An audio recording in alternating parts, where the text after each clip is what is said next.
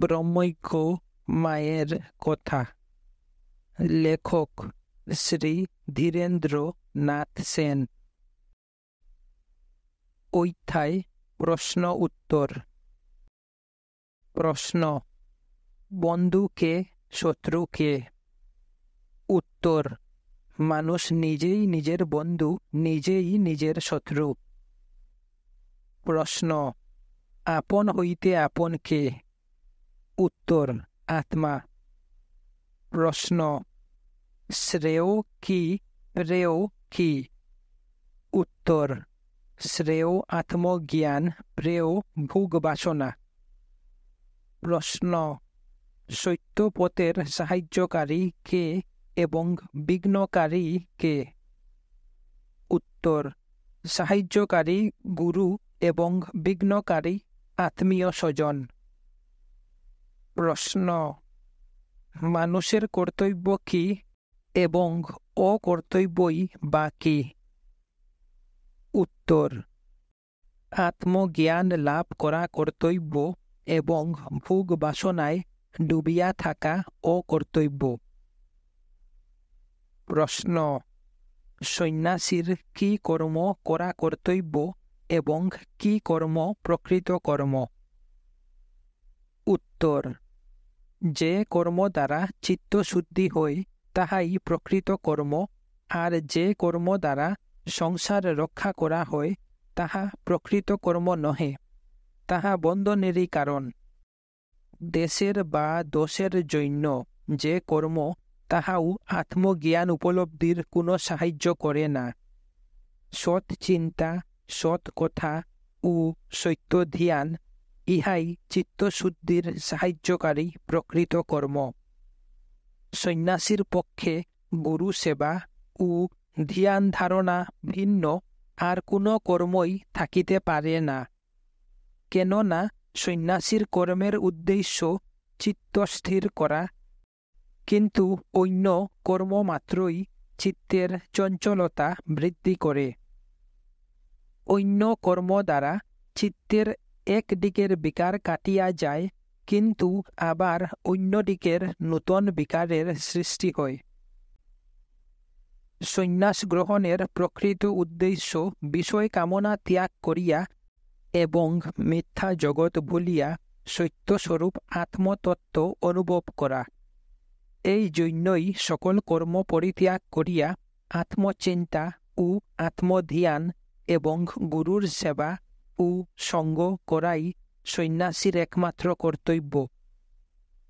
ইহা ভিন্ন আর যে কোনো কাজই সন্ন্যাসী করুক না কেন, তাহা দ্বারা তাহার চিত্তের স্থিরতা লাভ না হইয়া বরং চিত্তের চঞ্চলতাই দিন দিন বৃদ্ধি পায়। অনেকের ভুল ধারণা আছে যে সব সময় যখন আত্মচিন্তা করা যায় না, তখন বাকি সময়টুকু অন্য কর্ম করাই ভালো।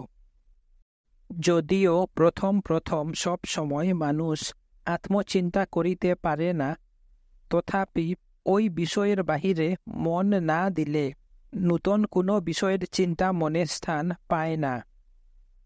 মানুষ যখন যে কর্ম করে, সেই কর্ম সম্বন্ধীয় চিন্তার শ্রুতি মানুষের মনে উঠাপড়া করে, এবং কর্ম করার পর ধ্যান করিতে বসিলেও ওই সকল কর্মের চিত্রগুলি মনে জাগিতে থাকে। যাহারা ধীর ও বুদ্ধিমান, তাহারা সন্ন্যাস গ্রহণ করিয়া গুরুর নিকট থাকে, কেননা এই মোহ অন্ধকার গুছাইয়া জন্ম মৃত্যুরূপ যাতনা হইতে মুক্তি দেওয়ার জন্য গুরু পুনঃ পুনঃ উপদেশ করেন। আত্মচিন্তা, আত্মধ্যান ও আত্ম উপলব্ধি করার পথে একমাত্র গুরুই সাহায্যকারী হইয়া থাকেন, অন্যে নহে। ভাই, বন্ধু, স্ত্রী, পুত্রাদির প্রাণে সর্বদাই এক আকাঙ্ক্ষার স্রোত বহিতেছে। মোহ গর্তে ডুবিয়া তাহাদের ভোগ বিলাসাদি সুখ রক্ষা করা ভিন্ন, তাহারা আর অন্য কিছু চাহিতে পারে না। এই জন্য সৎ পথে পদক্ষেপ করিলেই তাহারাই কণ্ঠস্বরূপ হইয়া দাঁড়ায়। আর অবিদ্যারূপ মায়াজাল ছিন্ন করার পথে গুরুই একমাত্র অস্ত্রস্বরূপ হইয়া দাঁড়ান। সন্ন্যাসীর প্রথম গুরু সঙ্গ, পরে নিঃসঙ্গ। গুরু সঙ্গ কেবল বাহিরের সঙ্গকে বলা যায় না। প্রকৃত গুরু সঙ্গ অর্থ অন্তরে সর্বদা গুরুর প্রতি আকৃষ্ট থাকা এবং অন্য বিষয় উদাসীন হওয়া। মনের আকর্ষণ না রাখিয়া অশ্রদ্ধাভাবে বাহিরে সেবা করা সেবাই নহে, এবং সেই সঙ্গও সঙ্গ নহে।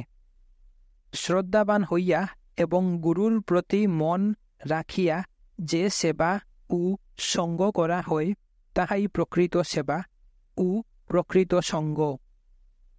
যে যাহাকে নিয়ত ভাবে সে তাহারই স্বভাব পায়।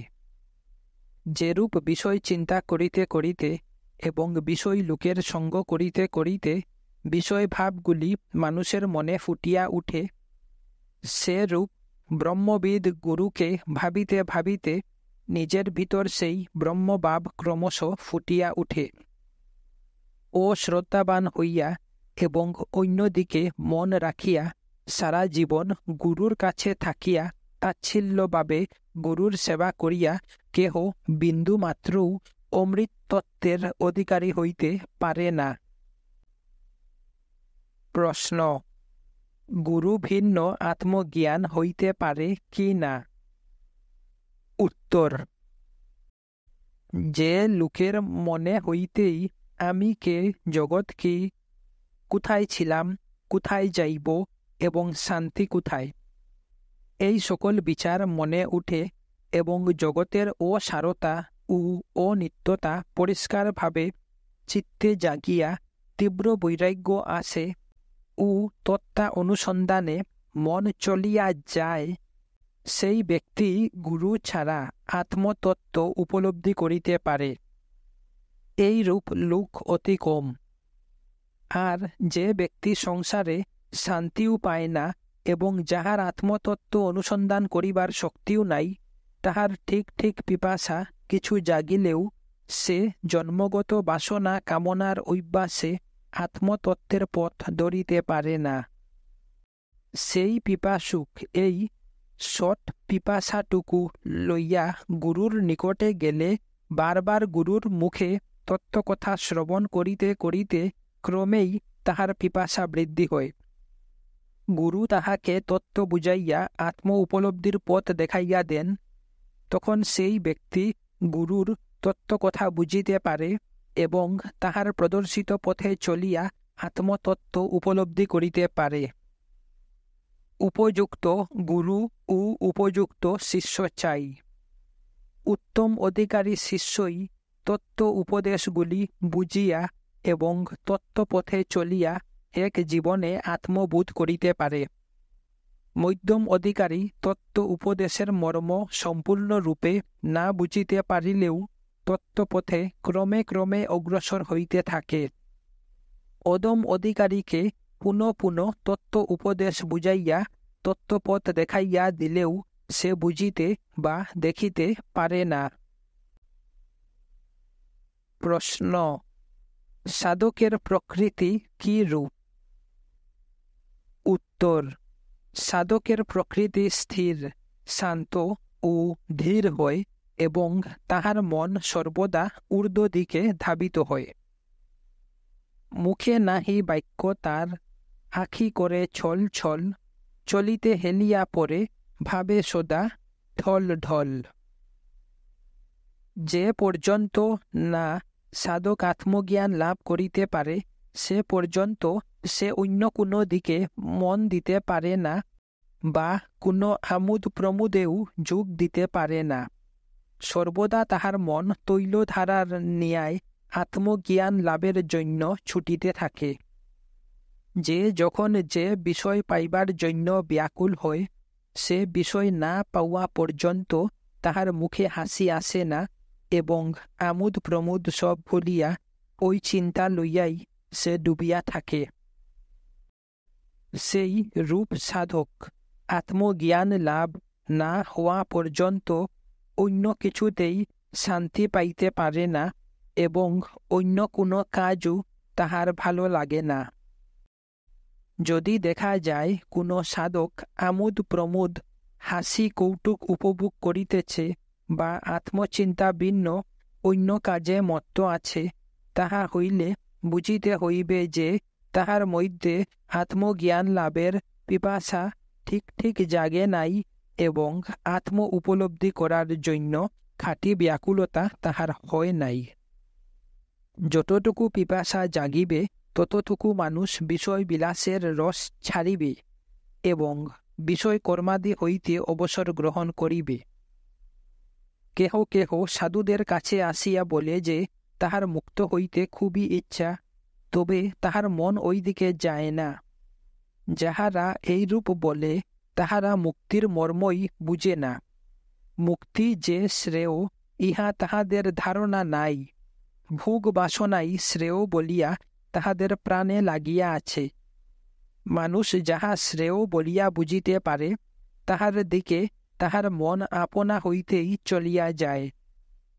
যশ মান ধন এইগুলি শ্রেয় মনে করে বলিয়াই মানুষের মন ওই দিকে চলিয়া যায়। যাহারা বলে ইচ্ছা আছে মন যায় না, তাহাদের ইচ্ছাই নাই। ইচ্ছা হইলে মন যায়। ইচ্ছা ও মন দুটি পৃথক কিছু না। প্রবল ইচ্ছা হইলে জন্মগত অভ্যাস ও সংস্কারগুলি সেই সদ ইচ্ছার নূতন অভ্যাসের দ্বারা আপনা হইতেই চলিয়া যায়। যেমন চন্দ্র উদয়ের সঙ্গে সঙ্গে কুমুদিনী বিকশিত হইয়া থাকে, যেমন সূর্য উদয়ের সঙ্গে সঙ্গে নলিনী প্রস্ফুটিত হয়, তেমন সদ্বিচার উদয়ের সঙ্গে সঙ্গে আত্মজ্ঞান ফুটিয়া উঠে। চন্দ্র বা সূর্য উদিত না হইলে যেমন কুমুদিনী বা নলিনী ফুটে না, সেই রূপ সদিচ্ছা না জাগিলে আত্মজ্ঞান ফুটিতে পারে না। যেমন তৃষিত চাতকের পিপাসা বৃষ্টির জল ছাড়া অন্য জলে মিটে না, তেমন তত্ত্ব অনুসন্ধানকারী ব্যক্তি আত্মচিন্তা ভিন্ন অন্য কোনো কাজেই শান্তি পায় না এবং তাহার মন ও অন্য কাজে যায় না। প্রশ্ন: মহাপুরুষেরা কাহারু প্রতি কৃপা করেন এবং কাহারু প্রতি কৃপা করেন না, কাহারু প্রতি বেশি কৃপা এবং কাহারু প্রতি কম কৃপা করেন, এইরূপ হয় কেন? উত্তর: মহাপুরুষেরা সব সময়ই স্থির থাকেন, কাহারু প্রতি দয়া বা নিষ্ঠুরতা প্রকাশ করেন না। যার যার কর্মফল অনুসারে তাহাদের দয়া ও নিষ্ঠুরতা প্রকাশ পায়। যেমন সূর্য একভাবেই থাকে, কিন্তু পাত্রভেদে সূর্যের কিরণ কম বেশি প্রকাশ পায়। নিজে ইচ্ছা করিয়া কোথাও বেশি কিরণ বা কম কিরণ দেয় না। সেইরূপ মহাপুরুষদের দৃষ্টি সর্বত্রই সমান। যার যার কর্ম অনুসারে লোক কম বেশি কৃপার অধিকারী হয়।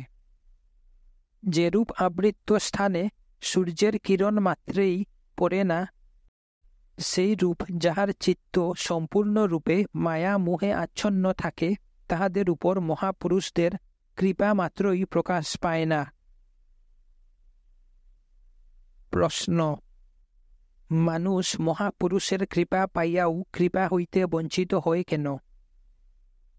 উত্তর: মানুষ শুভ ইচ্ছার ফলে মহাপুরুষের কৃপা পায়, আবার অশুভ কর্মের ফলে সেই কৃপা হইতে বঞ্চিত হয়। প্রশ্ন: মহাপুরুষ যদি সর্বত্র সমদৃষ্টিতে থাকেন, তবে তাহাকে শ্রদ্ধা দ্বারা তুষ্ট এবং অশ্রদ্ধা দ্বারা রুষ্ট হইতে দেখা যায় কেন? উত্তর: তিনি কাহারু প্রতি রুষ্ট বা তুষ্ট হন না, সর্বদাই এক ব্রহ্মভাবে ডুবিয়া থাকেন। এই ব্রহ্মভাব হইতে শ্রদ্ধা বা অশ্রদ্ধা দ্বারা কেহ তাহাকে বিচলিত করিতে পারে না। তিনি সকল সময় নিশ্চল ও নিশ্চেষ্ট ভাবে থাকেন। যে ব্যক্তি তাহাকে শ্রদ্ধা করে তাহার অন্তরে সেই মহাপুরুষের পবিত্র ভাব প্রস্ফুটিত হইতে থাকে, এবং অশ্রদ্ধাবান ব্যক্তি সেই ভাব হইতে অনেক দূরে সরিয়া পড়ে। তাহাই বাহির দৃষ্টিতে কাহারু প্রতি তুষ্ট এবং কাহারু প্রতি রুষ্ট হওয়া দেখা যায়। যেমন অগ্নিতে বাড়ি সিঞ্চন করিলে অগ্নি নির্বাপিত হয়, কিন্তু সেই অগ্নিতেই ঘৃত নিক্ষেপ করিলে তাহা প্রজ্বলিত হইয়া উঠে। সেইরূপ শ্রদ্ধা দ্বারা পবিত্র ব্রহ্মভাবের আভাস প্রকাশ পাইতে থাকে এবং অশ্রদ্ধা দ্বারা তাহা লুপ্ত হইয়া যায়। প্রশ্ন: কোন মহাপুরুষকে যদি কেহ কোনরূপ অত্যাচার করে, তবে তাহার সেই ব্রহ্মভাব হইতে তিনি বিচলিত হন কি না? উত্তর: তাহাকে কেহ অত্যাচার করিলে তিনি বিচলিত হন না, তিনি একভাবেই থাকেন, কেননা তিনি জানেন তিনি দেহ না, দেহাতীত নিরঞ্জন আত্মাস্বরূপ। সেই নিরঞ্জন আত্মাস্বরূপকে কেহ অত্যাচার করিতে পারে না। যেমন প্রজ্বলিত অগ্নিতে পা দিয়ে চাপা দিলে অগ্নির কিছুই হয় না, যে পা দেয় তাহার পা পুড়িয়া যায়।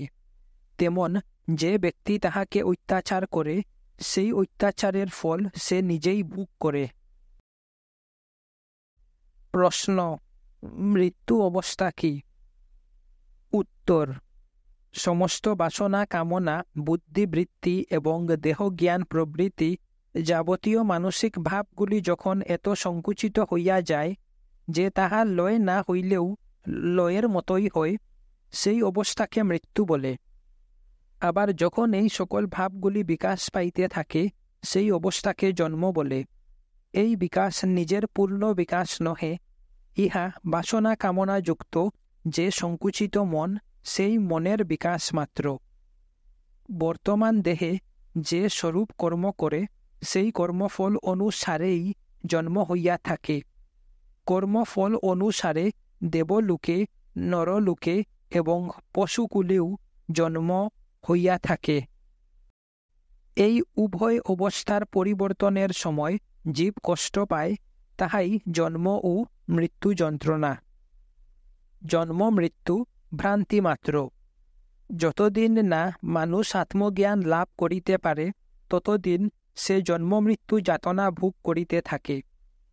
কোনো লোক মদ খাইয়া মদের নেশায় দেখে সে যেন সুন্দর এক মনোরম স্থানে বাস করিতেছে এবং ইহা মনে করিয়া সুখ পাইতেছে। আবার কখনো দেখে যে ঘোর এক নরকে পড়িয়া অনেক দুঃখ যাতনা পাইতেছে। কখনো দেখে যে ক্ষুদ্র হইয়া গিয়াছে, কখনো দেখে যে বৃহৎ হইয়া গিয়াছে। কিন্তু যখন তাহার মদের নেশা ছুটিয়া গেল, তখন দেখে যে স্বর্গও নাই, নরকও নাই। সে ক্ষুদ্র বা বৃহৎ হয় নাই, সে যাহা ছিল তাহাই আছে, তাহার কোনো পরিবর্তন হয় নাই। সেইরূপ মানুষ বিষয় বিষ সুরাপানে মত্ত হইয়া নিজের প্রকৃত স্বরূপ বলিয়া কখনো জন্ম যাতনা, কখনো মৃত্যু যাতনা ভোগ করিতেছে বলিয়া বোধ করিতেছে, কখনো সুখী এবং কখনো দুঃখী বোধ করিতেছে।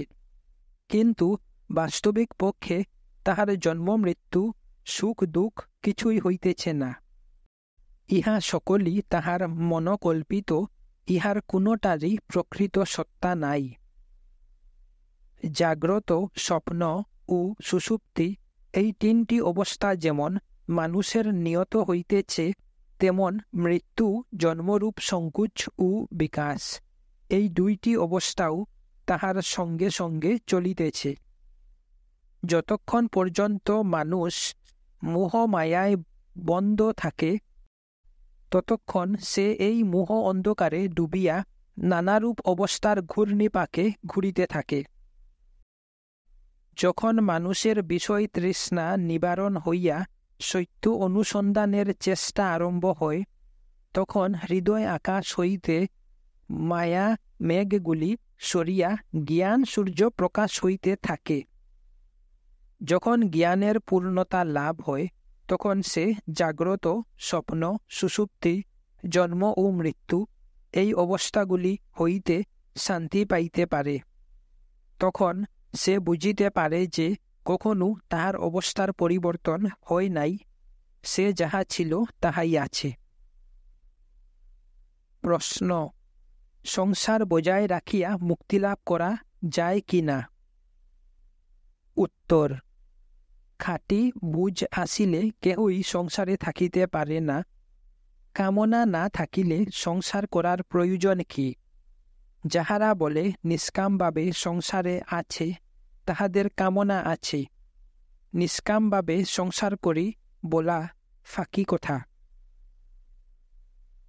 প্রশ্ন: এই জগতে যাহারা বিদ্বান, বুদ্ধিমান বলিয়া পরিচিত, তাহাদের ধর্ম সম্বন্ধে জ্ঞান দেখা যায় না কেন? উত্তর: এ জগতের বুঝ হইতে আধ্যাত্মিক জগতের বুঝ পৃথক। বৈষয়িক ব্যাপারে যাহাদের জ্ঞান আছে, ধর্মের বিষয়েও যে তাহাদের জ্ঞান থাকিবে এমন কোনো কথা না। বিষয় আসক্ত ব্যক্তিরা এ জগতের ব্যাপারে জগৎটাকেই সার ভাবে, তাই তাহারা ধন, মান, যশের জন্য ঘুরিয়া বেড়ায়। আর ধর্মের জ্ঞান হইতেছে গভীর জ্ঞান, অন্তর্দৃষ্টি সংযুক্ত। সেই জ্ঞান আসিলে বেশ বুঝা যায় ধন, মান ইত্যাদি নিতান্ত অসার। সেই জ্ঞানের অপর নাম বৈরাগ্য। প্রশ্ন: পিতা মাতা জীবিত থাকিতে ও পিতা মাতৃ ঋণ শোধ না করিয়া লোক সন্ন্যাসী হইতে পারে কি না? উত্তর: অনেকে বলে পিতা মাতৃ ঋণ শোধ করিতে হইবে, কিন্তু পিতা মাতা তো প্রত্যেক জন্মেই থাকিবে এবং পিতৃমাতৃ ঋণ শোধ করিবার জন্য যদি সংসারী হইতে হয়, তবে লোক মুক্তি পাইবে কেমন করিয়া? এব কোনো ঋণের দিকে না চাহিয়া মুক্তির পথে অগ্রসর হইতে হইবে। আর খাঁটি বিচার আসিলে দেখা যাইবে পিতা মাতার কাছে লোক মোটেই ঋণী না। মুক্তিকামীর কোনো ঋণ নাই। অন্য কোনো দিকে না চাহিয়া যাহাতে নিজের মুক্তি হয় সেইভাবেই চলা উচিত। প্রশ্ন: সংসারীদের ভালোবাসা ঠিক কিনা? উত্তর: সংসারী লোকের ভালোবাসা লোকের রুই মাছ ভালোবাসার মতো। একটা বড় রুই মাছ ছুটিয়া গেলে সকলে বলে আহা। সেইরূপ একজন মুক্তিপথে যাইতে আরম্ভ করিলে তাহার আত্মীয় স্বজন হাহাকার আরম্ভ করে। প্রশ্ন: মুক্ত হইতে তো ইচ্ছা আছে, কিন্তু সংসার চলে কি করিয়া? উত্তর: মুক্তির প্রকৃত ইচ্ছা হইলে কোনো ঠেকা মনে হয় না। লোকের যত বাধা, যত ঠেকা মুক্তিপথে যাওয়ার সময়। কেহ চিরজনমের তরে রুগ্ন হইলে বা কেহ মৃত্যুমুখে পতিত হইলে তাহার সংসার কি আর চলে না? নিজের মুক্তির জন্য যদি প্রবল ইচ্ছা হয়, তবে সংসার চলা না চলা সম্বন্ধে তাহার কোনো বিচারই আসে না। প্রশ্ন: ধ্যান ধারণা করিতে এত পরিশ্রম হয় কেন? উত্তর: লোকের মনে সর্বদাই কোনো না কোনো চিন্তা থাকে, কিন্তু সেই চিন্তার জন্য তাহার কোনো পরিশ্রম বোধ হয় না, কারণ সেই চিন্তা তাহার স্বভাবে পরিণত হইয়াছে। সেই রূপ ধর্মচিন্তাতে লোক যেমন অভ্যস্ত হয়, তখন তাহার কোনো পরিশ্রম বোধ হয় না। প্রশ্ন: আমাদের দুঃখ দূর হইবে কি না এবং কি উপায়ে দুঃখ দূর হইবে? উত্তর: সব রোগেরই সব দুঃখেরই প্রতিকার আছে। ওই রোগ হইতে, ওই দুঃখ হইতে ত্রাণ পাওয়ার জন্য তীব্র ব্যাকুলতা আসিলেই কি উপায়ে রোগ দুঃখ দূর হইবে তাহা বুঝা যাইবে। আগে চাই তীব্র ব্যাকুলতা। প্রশ্ন, মুক্তিপথের প্রতিবন্ধক কি? উত্তর, কাম ও যশই মুক্তিপথের প্রধান প্রতিবন্ধক।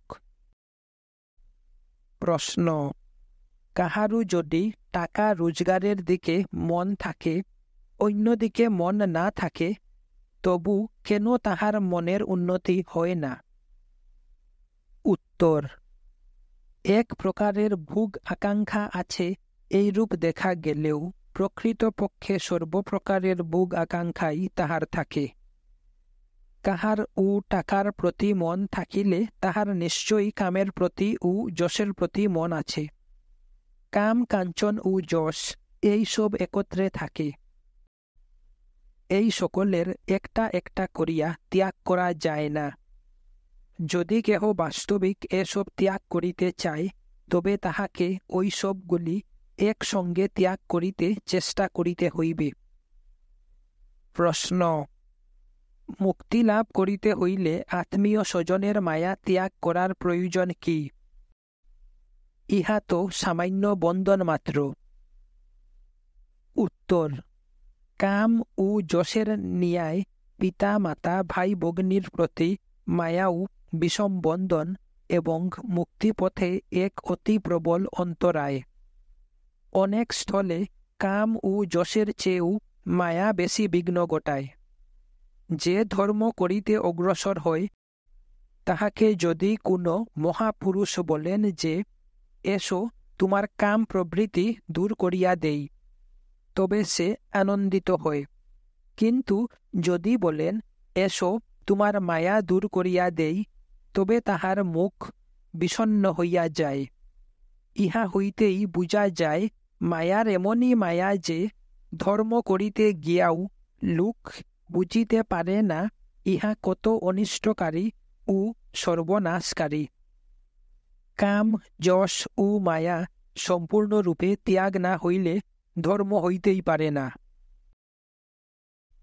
প্রশ্ন, যাহারা মুক্তিপথে চলে লোকে তাহাদিগকে মন্দ বলে, কেন? উত্তর, এ জগতে যাহারা ভালো তাহারা ওই আধ্যাত্মিক জগতে মন্দ। এ জগতে যাহা গুণ তাহা ওই জগতে দোষ। এ জগতে যাহাদের বেশি মায়া আছে তাহারা প্রশংসা পায়। যাহারা আত্মীয় স্বজনের প্রতি বেশি অনুরক্ত তাহাদিগকে সকলে ভালোবাসে। কিন্তু যাহাদের এইরূপ বেশি মায়া, বেশি আসক্তি আছে, তাহারা সহজে ধর্মজগতে যাইতে পারে না। এ জগতে যাহারা নাম যশকে বড় জিনিস মনে করিয়া নাম যশের জন্য খুব বেশি চেষ্টা করে, এ জগতের লোক তাহাদিগকে ভালো লোক মনে করে।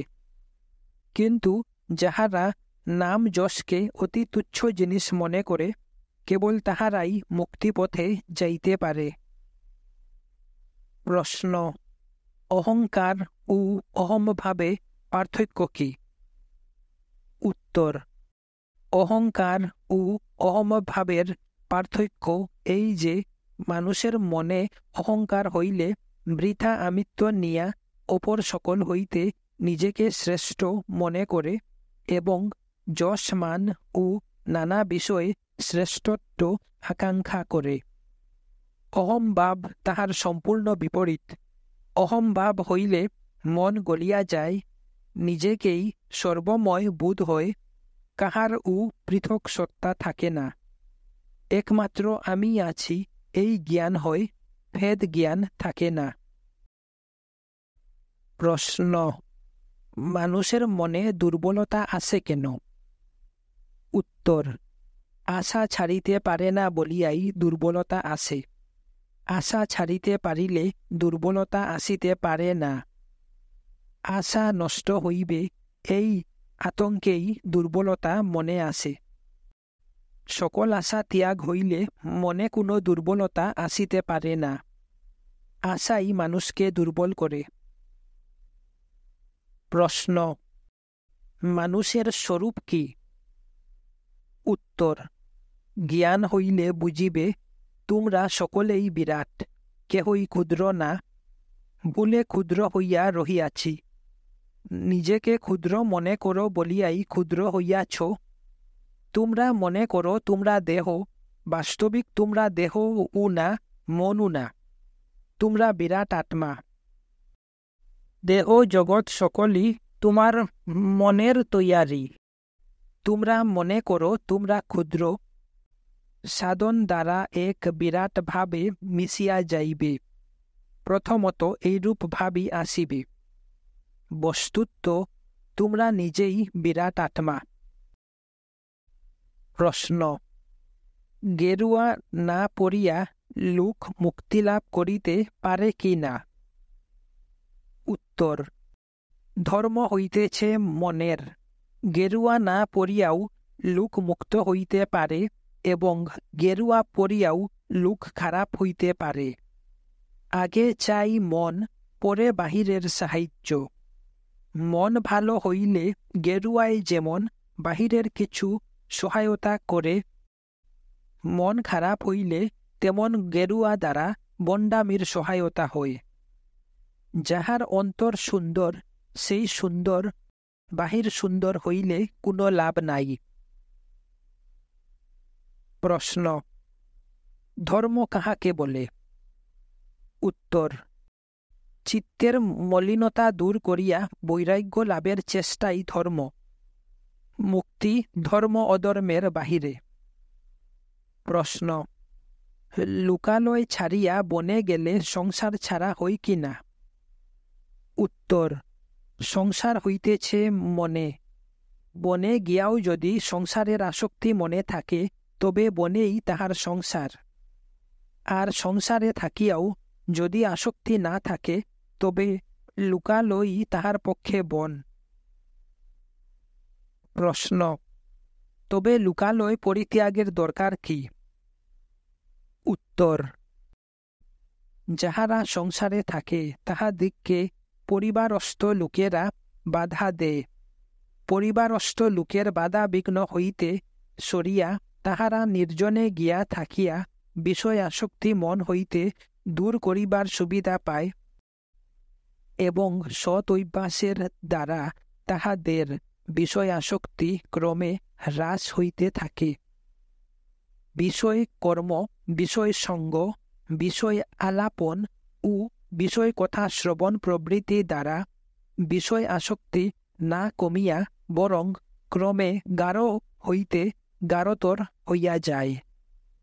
এই জন্যই বাহিরের ত্যাগ করিয়া অন্তরের ত্যাগের জন্য নির্জনতার দরকার। প্রশ্ন: সংসারীর কর্তব্য কি?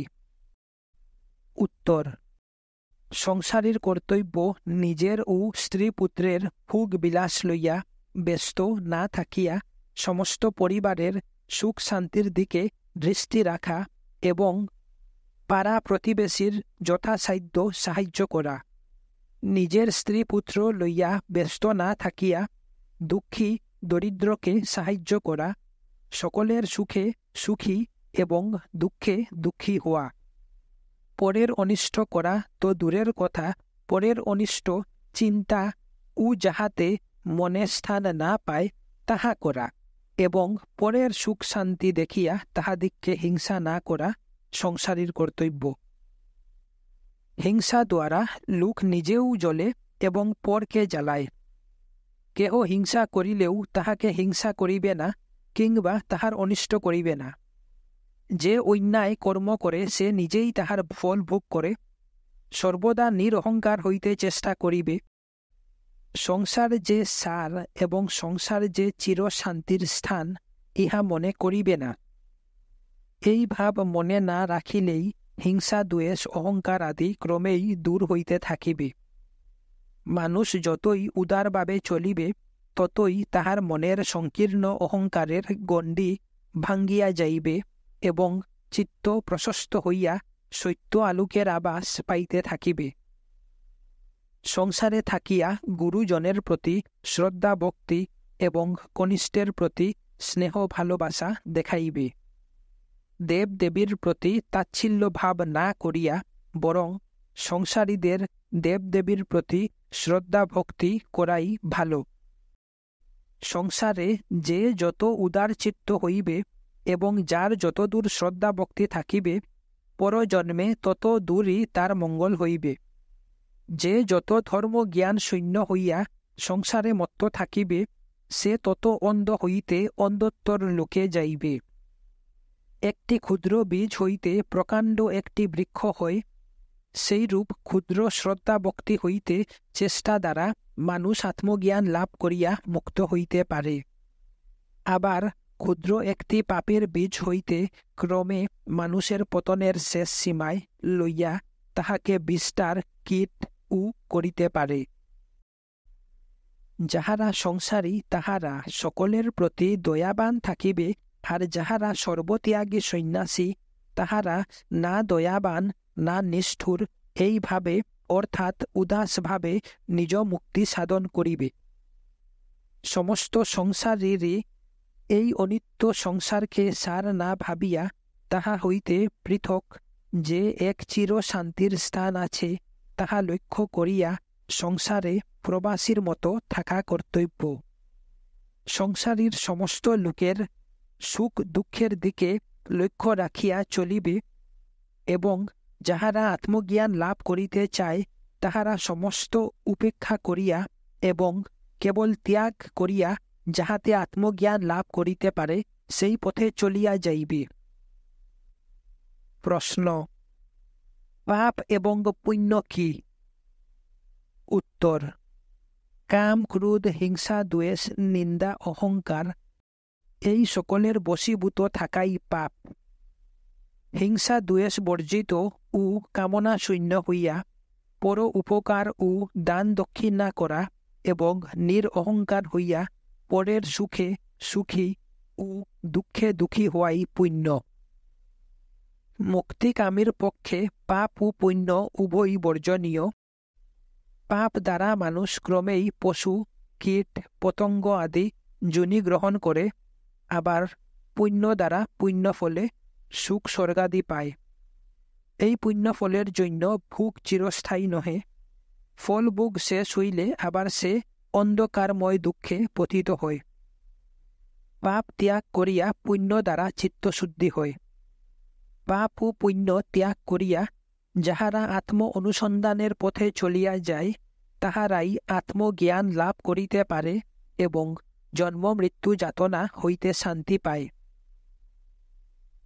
প্রশ্ন: মানুষ কি সাধন করিলে এবং কাহাকে সাধন করিলে সকল দুঃখ জ্বালা হইতে ত্রাণ পাইয়া পূর্ণ শান্তি পাইতে পারে?